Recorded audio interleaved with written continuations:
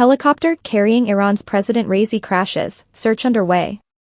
A helicopter carrying Iranian President Ebrahim Raisi and his foreign minister crashed on Sunday as it was crossing mountain terrain in heavy fog, an Iranian official told Reuters, and rescuers were struggling to reach the site of the incident.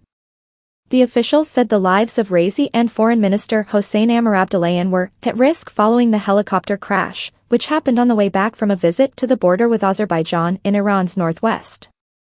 "We are still hopeful, but information coming from the crash site is very concerning," the official told Reuters, speaking on condition of anonymity. State TV later reported that the helicopter had been found. It also quoted an official as saying that at least one passenger and one crew member had been in contact with rescuers. Iranian Supreme Leader Ayatollah Ali Khamenei, who holds ultimate power with a final say on foreign policy and Iran's nuclear program, sought to reassure Iranians, saying there would be no disruption to state affairs. Iranian state media said bad weather was the cause of the crash and was complicating rescue efforts.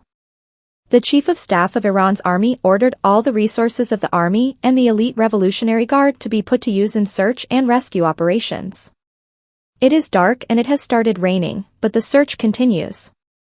Rescue teams have reached the area, however, the rain has created mud, making the search difficult, a local reporter told state TV. The national broadcaster had earlier stopped all its regular programming to show prayers being held for Raisi across the country and, in a corner of the screen, live coverage of rescue teams deployed on foot in the mountainous area in heavy fog. The rescue teams were expected to reach the probable site of the crash later on Sunday evening. Neighboring countries expressed concern and offered assistance in any rescue. The White House said U.S. President Joe Biden had been briefed on reports about the crash. The European Union offered emergency satellite mapping technology to help Iran with the search. The crash comes at a time of growing dissent within Iran over an array of political, social, and economic crises. Iran's clerical rulers face international pressure over Tehran's disputed nuclear program and its deepening military ties with Russia during the war in Ukraine. Since Iran's ally Hamas attacked Israel on October 7, provoking Israel's assault on Gaza, conflagrations involving Iran-aligned groups have erupted throughout the Middle East. Raisi, opens new tab, 63, was elected president in 2021, and since taking office has ordered a tightening of morality laws, overseen a bloody crackdown on anti-government protests and pushed hard in nuclear talks with world powers. In Iran's dual political system, split between the clerical establishment and the government, it is Raisi's 85-year-old mentor Khamenei, supreme leader since 1989, who holds decision-making power on all major policies.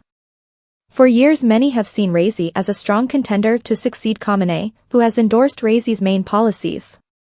Raisi's victory in a closely managed election in 2021 brought all branches of power under the control of hardliners, after 8 years when the presidency had been held by pragmatist Hassan Rouhani and a nuclear deal negotiated with Washington. However, Raisi's standing may have been dented by widespread protests against clerical rule and a failure to turn around Iran's economy, hamstrung by Western sanctions.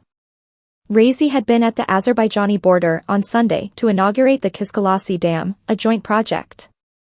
Azerbaijan's President Ilham Aliyev, who said he had bid a friendly farewell to Raisi earlier in the day, offered assistance in the rescue.